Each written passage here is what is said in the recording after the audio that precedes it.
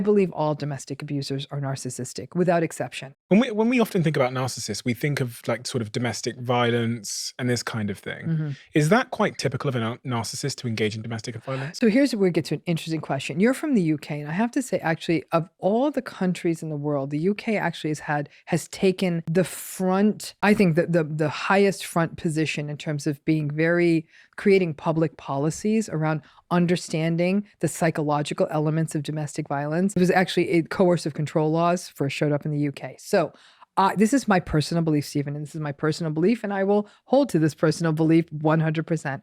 I believe all domestic abusers are narcissistic, without exception. And I'll tell you why I think that. The capacity to tell someone, I love you, I'm going to care for you, we're in a relationship, and then to emotionally, physically, or sexually assault them, that's zero empathy. That's tremendous entitlement. It's incredible arrogance. That's narcissism. There's a lack of self-awareness. There's a lack of awareness of the other. And I think this is why so much of the domestic violence intervention programs, they don't work. Because how are you going to undo someone's narcissism? That's my belief.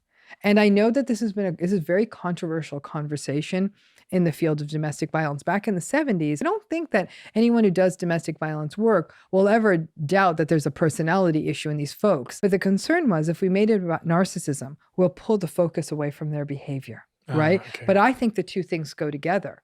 The behavior is unacceptable. I don't give a damn if they're narcissistic.